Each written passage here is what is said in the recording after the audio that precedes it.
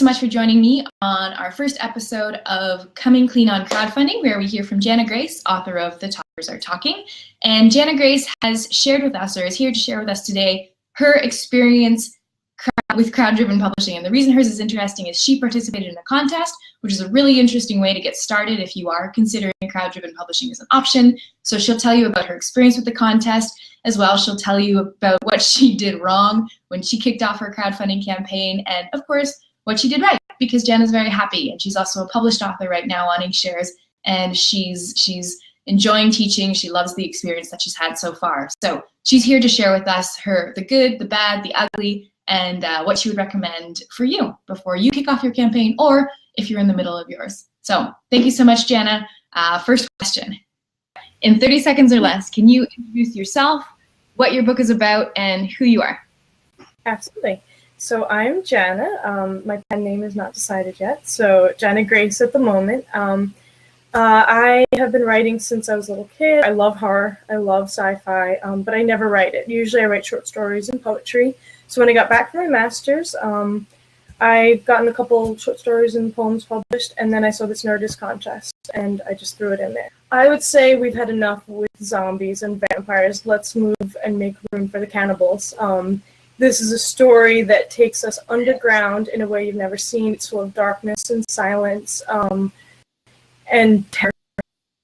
Why did you choose to crowdfund and not do self-publishing or traditional publishing? Okay, so first, I was looking in traditional publishing, but I was in a master's course and I was working on a novel, but I didn't think it was going to go anywhere.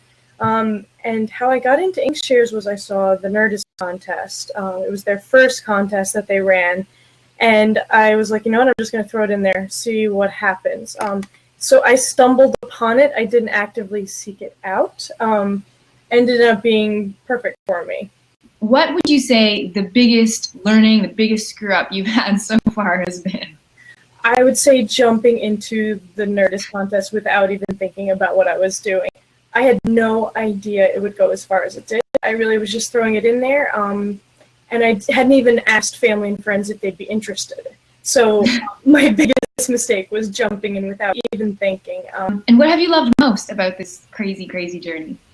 I would say the authors I've met on Inkshares have been wonderful. I've made real friends from this community. So because it's still working from the ground up, you can do a lot if you get involved, which I think is probably my favorite thing about it. And would you recommend this type of publishing strategy to anyone? And if so, who specifically would you recommend it for? I would definitely recommend it to anyone. Obviously, if you can go the traditional route, you should probably do it. But I actually really enjoy the control that you have over this. I was able to create my own cover, for example. The editing, I've been able to reach out and get my own editors and my own artists for the cover. It's a really nice mix between self-publishing, which I could never have done. It's too much on your own, and the traditional publishing. So someone that wants to get published, isn't quite sure how to do it, doesn't have an agent yet, and is petrified of the idea of self-publishing, but ready to put themselves out there. I think that's one of the most important things about it. And if you had one piece of advice that you could share with other people who are looking to do this whole thing, what would it be? So the most important thing you can do with self-publishing through this platform would be to create a plan.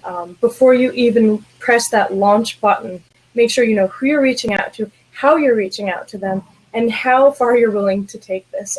It can be like a full-time job. If you're going for full funding, absolutely can be like a full-time job. Successful people on Inkshares are ones who have those lists before they even start. They update regularly, but not obsessively.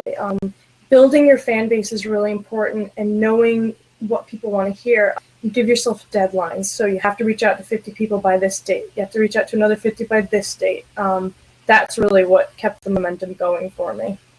Thank you so much for joining us for our first episode of Coming Clean on Crowdfunding, where we heard from Janna Grace, author of The Talkers Are Talking, and her experience crowdfunding and participating in the Inkshares contest to get that published.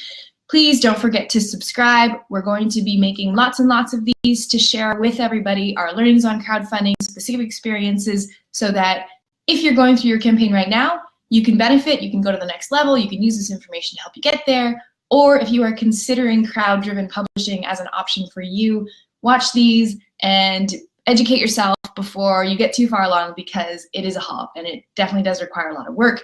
And the better prepared you are, the more successful you will be. And that's what we all want. So thank you for tuning in, and I look forward to hearing your comments.